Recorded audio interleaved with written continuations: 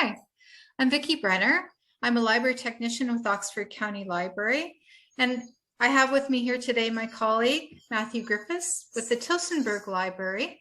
And we'd like to welcome you to Oxford Local History Day 2022, where we have put together an initiative, invited groups from around Oxford County to share their historical collections, create presentations based on history of places and people that you might find interesting.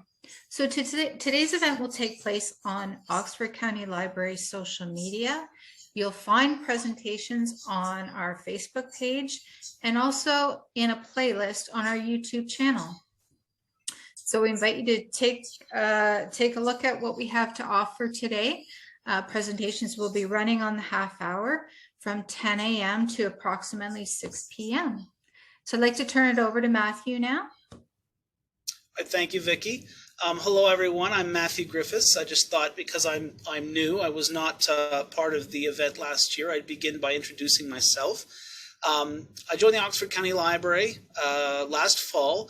Then just a couple of months ago, I succeeded Ryan Van Leeuwen as the Digital Literacy and Local History Technician at the Tillsonburg Branch Library. Ryan is still with Oxford County Library. He's just moved to another position in another branch, but he says hello to everyone. So I've worked at libraries. Just a bit about my background, if I may. I've worked before at libraries, archives, and most recently at a university. It's great to work now for the Oxford County Library and in a local history capacity specifically because I've always found the history of this part of Ontario interesting. My specific passion is for the history of library services, the history of libraries and library services in Ontario, and most specifically, the history and impacts of the Carnegie Library program on library development in Ontario. That would have been about 100 years ago. And I'm excited that later today I'll get to present on that subject. We have a great lineup this year for Local History Day. A broad array of subjects that cover different facets of our county's history. Obviously, this year's event is like last year's, virtual, and it's great to see so many people and organizations in the area once again embracing the opportunity to do something like this virtually. One of the best outcomes, I think, is that the content that we create today lasts not just for one day, but will remain available afterwards, and that just makes everything we're doing so much more accessible.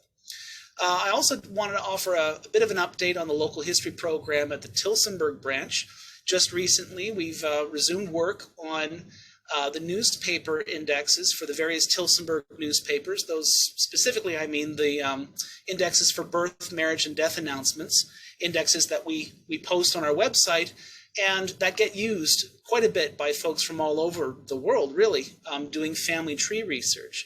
Because of the pandemic, work on those had slowed down, but we started up again, and over the next few weeks, we should have indexes for a few more years uploaded to the local history site and ready for use. The digitization program is also resuming. One of Ryan's projects was the creation of an online keyword searchable database of old Tillsonburg newspapers. That was something that we'd hope to have up and running by the end and publicly available by the end of 2022, this calendar year, or possibly beginning of 2023. And that remains the general target launch date for that. So that's something to look forward to. So in closing, I want to thank you to Vicki, my colleague here, with whom I co-organized this event. I'd never organized an online event like this before, so her experience was a big help. And a very big thanks to all our presenters today for their participation, all of whom, as you will see, put a lot of work into their presentations. And so to all of you watching, enjoy the day. You're in for many great presentations. So I'd just like to highlight a few events that are going to be put on today. We have some author chats, both books that are currently in publication, new for 2022. One of which has been put together by Elaine Becker from Oxford Historical Society. She's written about and sort of an immigration innovation through the Salvation Army that brought young men from Britain here kind of between the wars to work on Oxford County farms and start a new life in Canada. We also have an author chat with Thomas Krell, who's taken on the story of Cassie Chadwick. If you're from Oxford, there's certainly been lots of material written about Cassie, but this in-depth, well-researched book tells the full story of Oxford's favorite lady swindler. She took millions from her husbands and other prominent American businessmen. So this is it's a great read.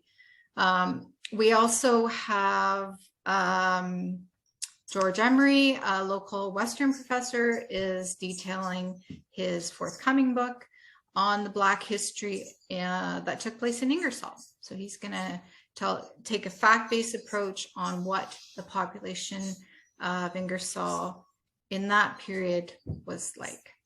I'm going to be doing a couple of presentations which I look forward to, including the story of an Oxford farm boy who went to World War I, was captured at Ypres in Belgium, and his escapades and all of his escape attempts are just a great story. So I hope you'll join me for that. And maybe Matthew has a few people he'd like to mention in terms of presentations. Well, off the top of my head, I know Annandale House will be presenting about historical places and place names in Tillsonburg. Also, in addition to George Emery's presentation on Black history in Oxford County, Heather Reynolds will also present on that subject. I mentioned earlier I'll be doing a presentation about Carnegie Libraries in Oxford County. And so those are the ones that come to mind. Okay, well, without further ado, I think we'll begin our day. I hope you enjoy Oxford Local History Day 2022. It'll be a rewarding experience, I'm sure. So thanks again for joining us, and welcome to Oxford Local History Day 2022. Thank you.